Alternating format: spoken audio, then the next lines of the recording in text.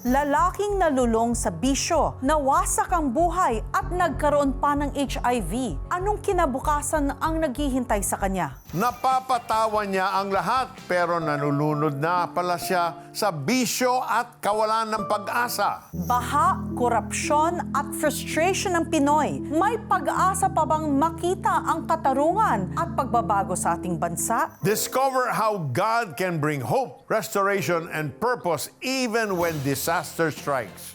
This is the 700 Club Asia.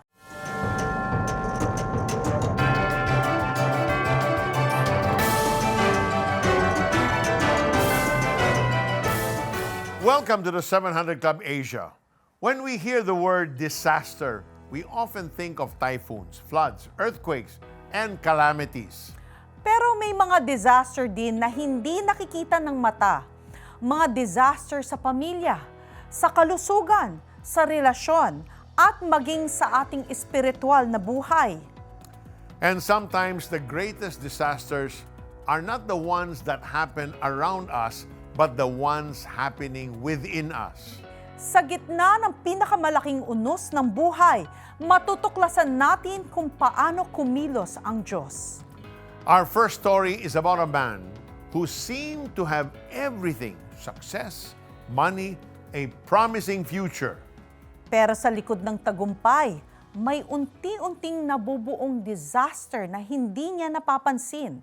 Mga maling desisyon, maling impluensya, at maling identity. Until everything came crashing down. Here's the story of Darwin Chong. Bilang panganay, nasakal si Darwin sa mataas na pamantayan ng kanyang ama. Madalas siyang maikumpara sa nakababatang kapatid na mas nakikitaan ng talino at galing sa pag-aaral.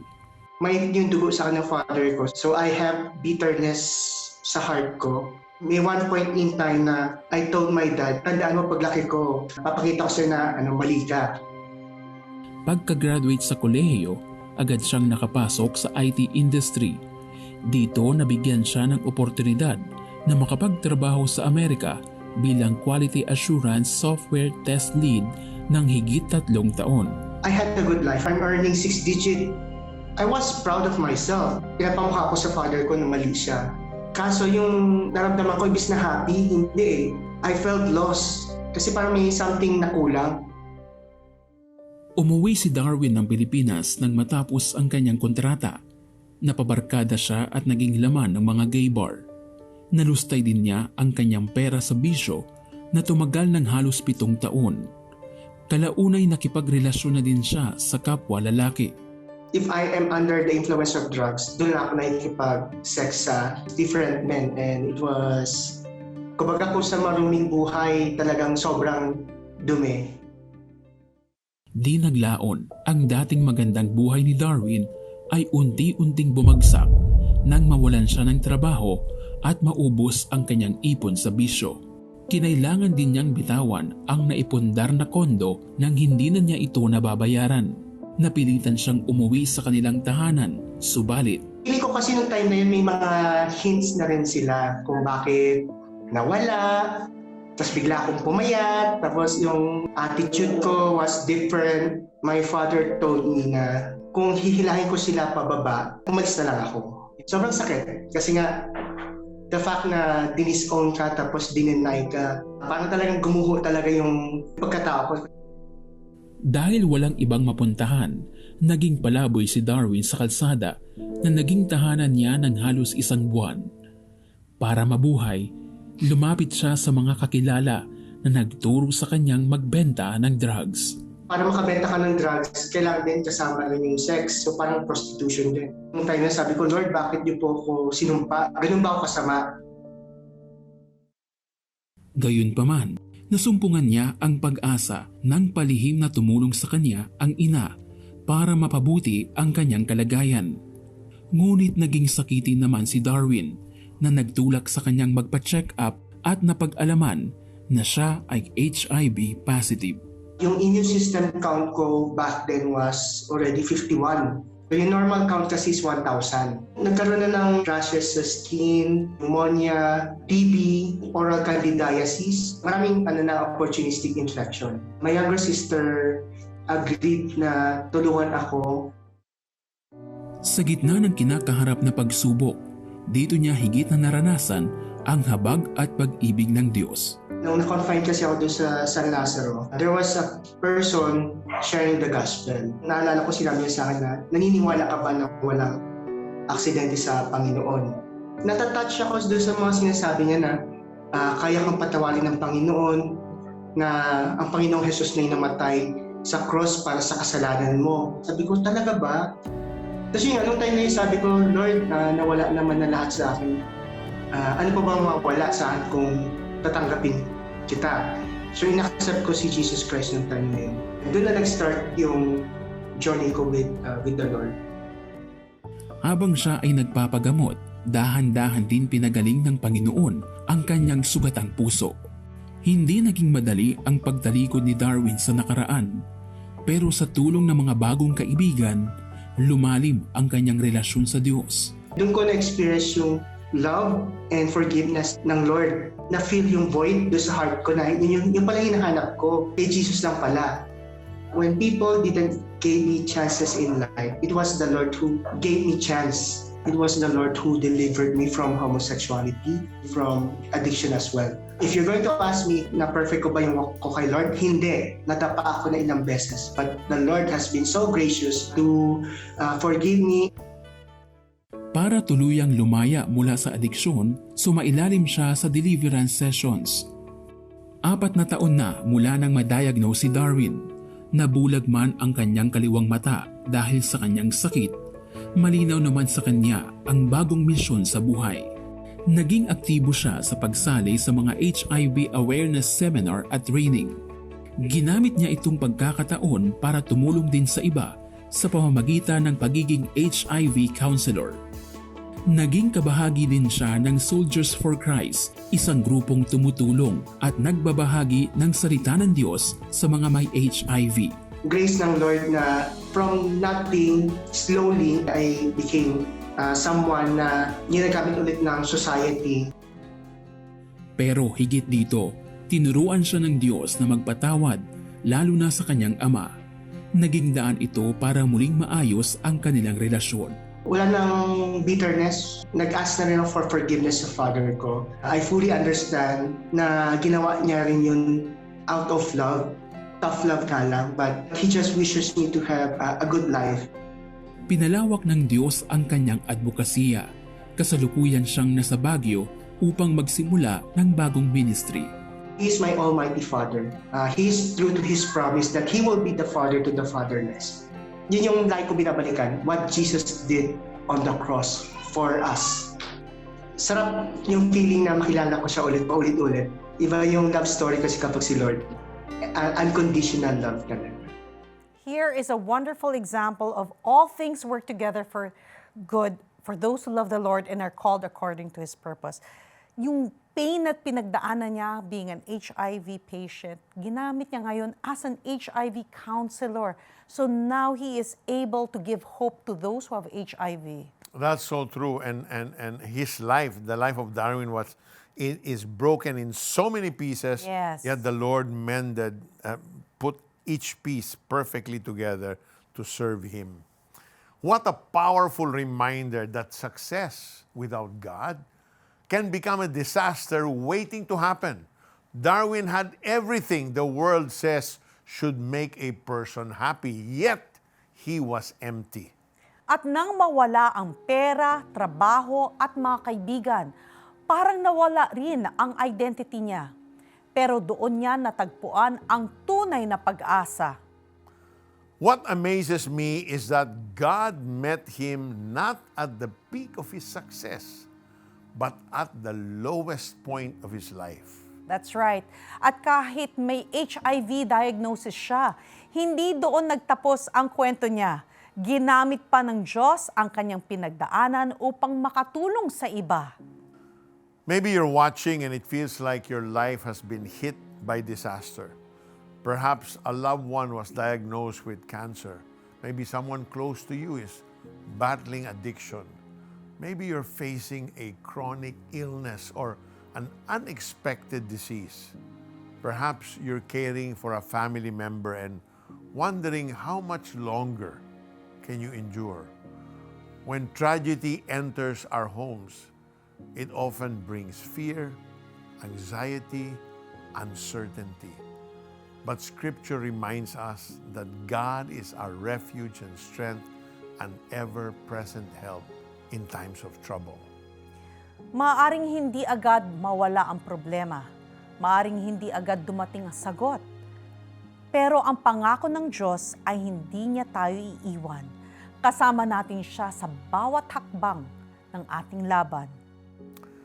Right this moment, if you want to surrender your burdens to Jesus Christ and turn over your life to Him, I invite you to pray with us. He said, "Cast all your burdens upon me, for I care for you." Lord, thank you that I can run to you, that I can bring my burdens to you, all my worries, all my concerns, even the heaviness that right now occupies my heart, I can bring it to you.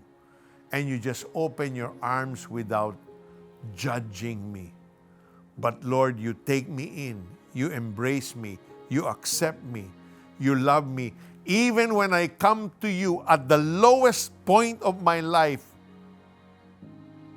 yet I can experience your love that knows no bounds. So Lord, I ask you now, will you forgive me for turning my back on you for so long? Even in those moments when you were trying to get my attention, Lord, in my stubbornness, I continue to rebel against you. Forgive me, Lord. I want a new life. I want a fresh start. And right now, Lord, I choose you, Jesus. I choose you because you willingly went to the cross. You shed your life's blood. You died and you paid for all my sins. So right now, Lord, I receive that gift as I invite you, Jesus, to come into my life, to be my Lord, to be my Savior, to be the God that will set me free and put me on a road to victory. Lord, thank you for loving me. Thank you for saving me. This is my prayer in Jesus' name. Amen and amen. Kung tinanggap mo si Jesus bilang iyong Panginoon at tagapagligtas, congratulations! Ito ang isa sa pinakamahalagang desisyon na inyong ginawa. I-type lamang ang yes, tinanggap ko si Jesus, plus your name and location sa Facebook Messenger ng The 700 Club Asia at tutulungan ka naming magsimula sa inyong bagong buhay kay Kristo. Amen. And if you'd like to grow deeper in your faith, we encourage you to join a Bible study group. Simply type BSG and the Prayer Center will connect you to a community that can help you grow in your walk with Christ. You don't have to journey alone. Sa ating pagbabalik, pag-uusapan natin ang isang isyung patuloy na nakakaapekto sa napakaraming Pilipino. At makikilala natin ang komedyanteng tumira sa jeepney. Kaya, stay with us.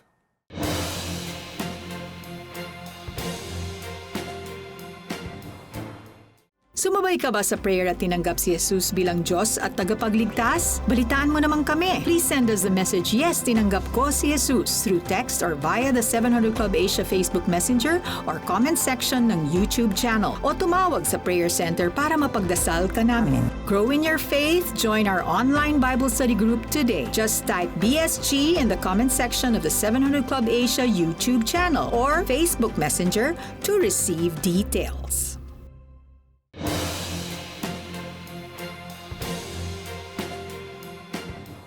Every year, countless Filipino families suffer the devastating effects of flooding.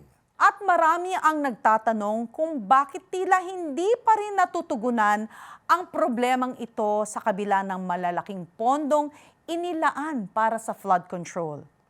Let's hear what ordinary Filipinos have to say.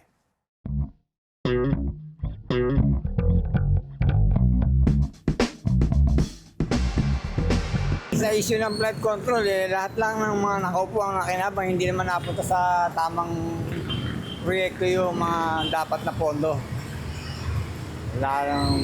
Walang nangyari sa pondo. Nabulsa lang ng mga nakaupo. Puro imbestiga, wala naman nakukulong.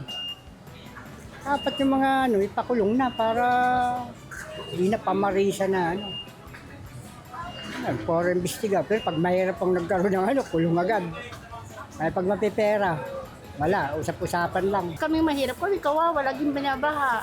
Yung pala may pondo, napakalaki na siya ng pera. Flood control, lalo nagpahirap ng sampanayan ng Pilipino po. Daming mahirap na apektado. Wala po akong maano na kung ano yung magagawa ko sa nangyayaring issue sa flood control. Kasi simpleng mamamayan lang po, patulad ko, nagta-tricycle. Ngayon nga po, napakagulo na ng natin, ng bansa. Ewan ko po bakit po nila ginagawang i-corrupt yung para sa flood control. Na pagtanto ko na sobrang hirap dito sa Pilipinas. Yung flood control, wala pa akong masabi ngayon kasi hindi pa ulit tumataas yung tubig kaya hindi ko pa masabi kung epektibo ba o hindi yung ginawa nilang proyekto. Tayo po nagluluklok sa kanila tapos sila pa yung mismong nagnanakaw.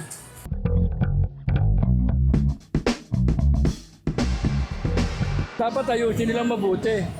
Bantayan nilang mabuti yung paggawa. Dapat ikulong kung sino may pakana ng flood control, hindi yung tinatabunan nila yung problema ng bayan. Iwasan na lang yung mga bangayangan nila sa Senado. Sana masolusyonan na ng ating gobyerno. Sana maayos na to. Kasi wala nagiging magulo na. Sana po lahat po ng involved doon, matanggal na po sila. Magkaroon tayo ng pangmalawakang kalinisan sa ilog tsaka sa madami meron tayo paglalagay ng basura. Ayusin para masolusyonan yung baha. Ayos na lang nila yung nanungkulan ng Senado po. The frustration we heard is understandable. People want accountability. People want transparency. People want assurance that public resources are being used responsibly. At higit sa lahat, gusto ng mga tao na makita ang malasakit para sa kapakanan ng bawat Pilipino. The Bible teaches us to pray for those in authority, not because leaders are perfect, but because leadership affects the lives of millions. Bilang mga Kristiyano, hindi lamang tayo tinatawag na magreklamo. Tinatawag din tayo para manalangin. Let's pray for wisdom. Let's pray for integrity. Let's pray for justice. Let's pray for leaders who will genuinely serve the Filipino people. At ipanalangin natin na manaig ang katotohanan at pananagutan sa lahat ng antas ng pamahalaan. Push Pilipinas!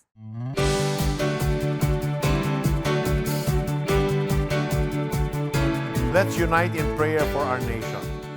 At sama-sama nating idalangin ang ating mga pinuno at ang kinabukasan ng Pilipinas. Let's pray. Lord Jesus, Lord, you are in control. You see everything, Lord God. And Father, you say in your word, Lord, the wicked will not prosper. So in the name of Jesus, Lord God, would you just expose, Lord, the corruption that is happening that we cannot see, Lord God. We know you're already at work, Lord God. Father, we pray, Lord, not only that you will expose it, Lord, but there will be true justice, Lord, and that the people, especially the leaders, will turn away from their life of self-indulgence, Lord, and they will follow you, Lord. Will they repent, Lord? Lord, we pray, Lord, will you be merciful to our country, Lord? Would you forgive us for the sin of idolatry, for putting anything before you, Lord God?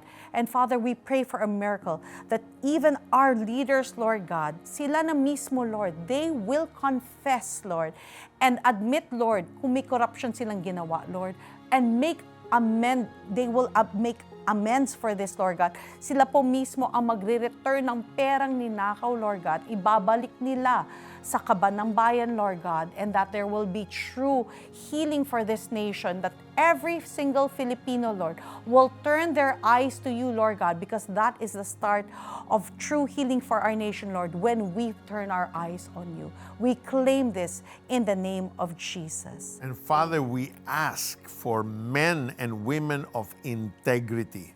Father, we ask in the name of Jesus for your justice to prevail over our nation. Lord, we ask that you would put in leadership men and women whose hearts run after yours, Yes. and who will lead this nation according to your will. Lord, put a stop to all this corruption, Lord God. Let there be clarity of evidence so that they will be convicted and, Lord, serve their time, Lord God. People need to see justice, your justice prevail. Lord, we ask this. You are our hope. Lord, we look to you, the author and finisher of our faith. You said, blessed is the nation whose God is the Lord. And you, Lord Jesus, you are the God of the Filipino people. You are the God over all the Philippines. We thank you and praise you for when we ask you here, and when you hear, you will answer. In the mighty name of Jesus we pray. Amen and amen. Amen. Hallelujah. Thank you, Lord.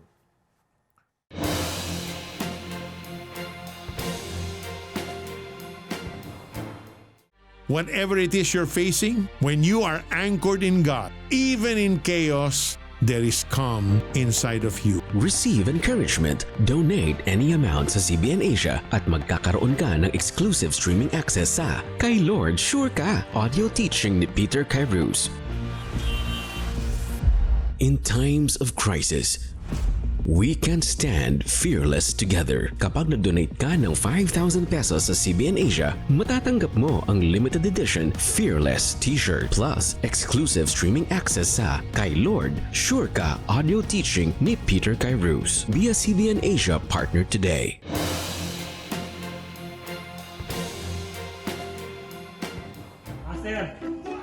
Matindi kong bumanat. Di nagpapatalo sa mga punchline na patok sa masa. Yan ang dahilan kaya isa siya sa mga kinagigiliwan sa larangan ng comedy. Siya si Jobert Austria o mas kilala bilang Kuya Jobert. Mahusay man sa joke time, hindi naman naging biro ang mga hamon na kanyang hinarap sa tunay na buhay. Bata pa lang, naging malaking katanungan na sa isipan ni Jobert ang tunay niyang pagkatao. Niloloko ako ng mga kalaro ko pag nag-aaway kami. Ampon, ampon. Yung nanay nung kaaway ko sumisigaw, ampon ka! So nag-aaway sila ng nanay ko. Ampon ba ako? Hindi totoo yan. Meron kang hinahanap eh. Siyempre likas yun bilang tao. Malalaman mo naman yun eh, may luksong dugo. Nang siya ay nasa high school, naisama siya ng kanyang kapatid sa isang Kristiyanong simbahan kung saan niya unang narinig ang mabuting balita patungkol sa sakripisyong ginawa ni Jesus sa krus para sa kaligtasan ng lahat. Nag-altar call, tumayo ako, umiiyak ako. Tinanggap ko si Kristo noon. Alam ko pag alis ko noon kasi iba pakiramdam ko. But then, siyempre nga, diba, sabi nga, kung hindi ka magbababad sa Diyos, maliligaw ka ulit. Kalaunan, naimpluwensyahan siyang magbisyo hanggang sa tuluyan na siyang nalulong dito. 13 years old pa lang ako, namumulot na ako ng sigarilyo habang nagbabike. Tapos alak, yung marijuana, yung shabu na, tapos cocaine. Pagka na-addict ka sa drugs, wala ka naman pang sustain nun eh. So kailangan magbenta ka para bumalik yung gamit mo. Yung panluloko, di ba? Nagsisinungaling ka. Gamit sa bahay, binibenta ko. Gamit ng nanay ko. Nakakalungkot kasi minsan kahit pambili na nila ng gamot, nakukuha mo, ganun ka-addict. Sa edad na 19, hinarap na rin niya ang mabigat na responsibilidad bilang batang ama nang mabuntis niya ang kanyang girlfriend na kalaunay pinakasalan niya. Pero sa kabila nito, nagpatuloy pa rin siya sa bisyo. Hanggang isang araw, habang lango sa alak, nakumpirma ni Jobert na ampun lamang siya ng mga kinikilalang magulang. Mula noon, nagkimkim siya ng sama ng loob sa kanyang tunay na ina. Tinago nila yun sa akin hanggang nagkaroon na ako ng asawa. Naging wild ako. Sabi ko sa'yo, namamalo ako ng buhot sa ulo, Nag-aabang kami talaga ng gulo. Pagkatapos namin alak, babatuhin na namin ng bote yun. Rumble na yun. Kalaban namin, may mga samurai. Kami, tumatawa pa ako noon. Nakaganon lang ako. So, good. Mga bato, umigit. So, walang sense of fear. Mas lalong bumigat ang kanyang sitwasyon nang iwanan siya ng kanyang asawa dahil sa patuloy na paglala ng kanyang bisyo. One time, nag-away kami ng ate ko, sasaksakin ko siya ng kutsilyo. Dala ako sa presinto, so ikukulong ako. So, ginawa ko, inutog ko yung ulo ko. Tawas ito, para hindi ako makulong. So, hindi nga ako kinulong, pero umuwi ako, duguan ako. Hinayaan na ako maglakad pa uwi, tumatawa pa ako eh. Pag uwi ko, gumagano pa ako sa mga kaibigan ko. Woo! Wasak ang ulo ko. So, hindi na ako tinanggap sa bahay nun. Tumira ako sa jeep, kinuha ko lang yung kutsyon, tapos yung 3 pirasong damit ko, kasama ko yung anak ko. Tapos lasing na lasing ako isang gabi, minumura ko yung Diyos literal, di ba? Minumura ko siya ng literal. PI ka, kung Diyos ka. Galit na ako eh, para lang patayin niya na ako. Habang umiyak ako, sabi ko, hindi ka ba naawa sa akin, pinagtatawanan na ako dito. Kilala ko ng mga kaibigan ko na may kaya nun. Kailangan ko pong magising every morning, 9 o'clock, kasi yun yung alarm clock ko. Ang init sa jeep. Dadaan ako rito sa gilid, buntanan, nalalaglag ako doon, kasi nakakahiya pag dadaan ako sa pinto. Doon na kami, 2 years, hanggang inaabot kami ng undoy doon.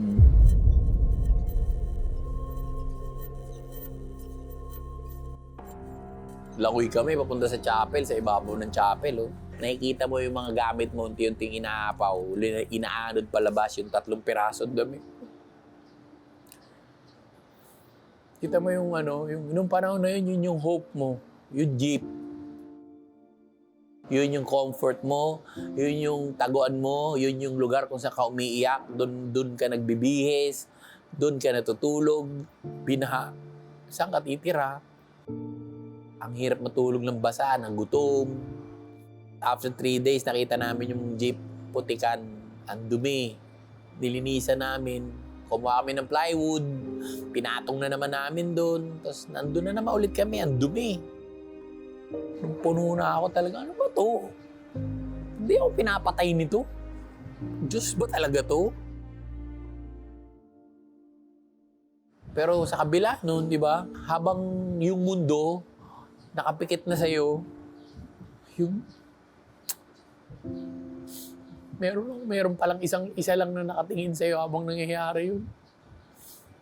Yung Diyos, diba? Sunod-sunod man ang mga pagsubok, nakukuha pa rin ni Jobert na magpasaya. Isdang arwana ay may scientific name na Arwanis habigotis. So yung pag pinapa mo pa yung long plural, mouses. May mouses pa? Ang kanyang mga nakakatawang videos ay in-upload ng kanyang mga kaibigan sa YouTube. Dito siya simulang nakilala at sa isang iglap, nabigyan ng iba't ibang oportunidad at naging instant comedian sa radyo at TV.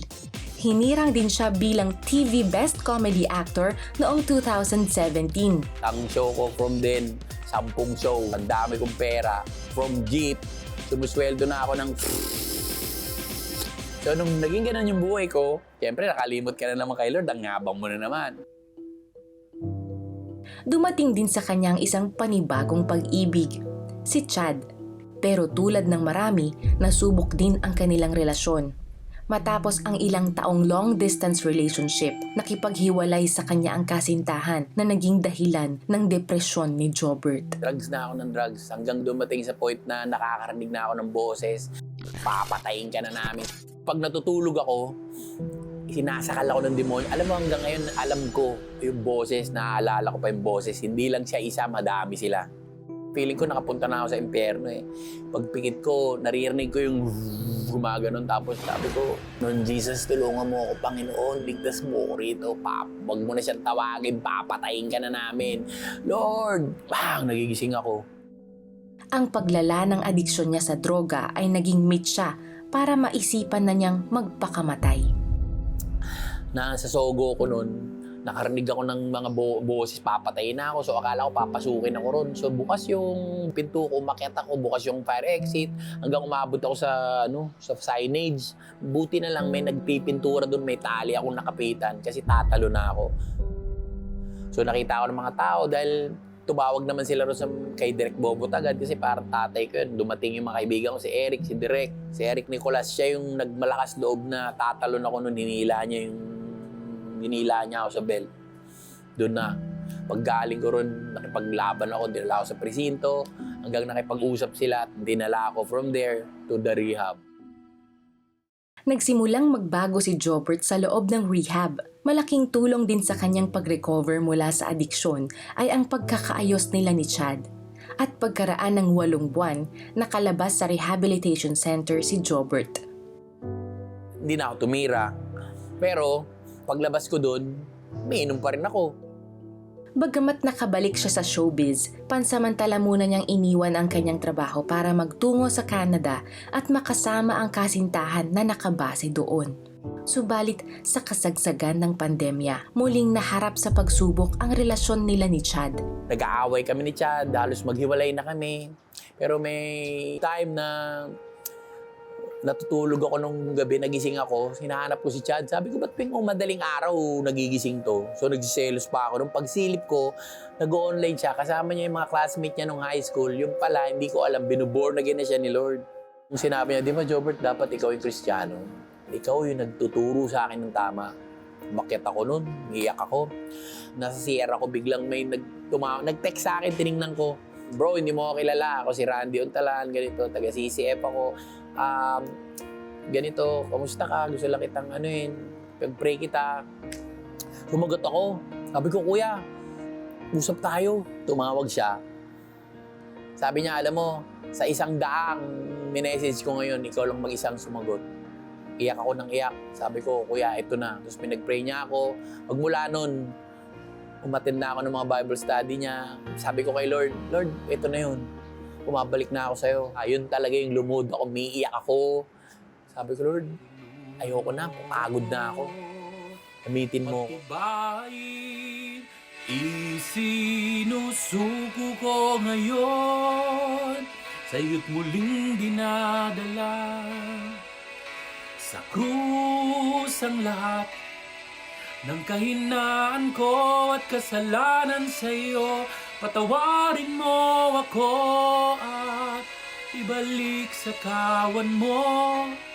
Bilang isang anak, muli gamitin mo ako. Hindi nagbago ang Diyos sa buhay ko. Ako nagbago. Kasi consistent ang Panginoon. Nagpa-counseling sina Jobert at Chad na naging malaking tulong para sa pagsasaayos ng kanilang pagsasama.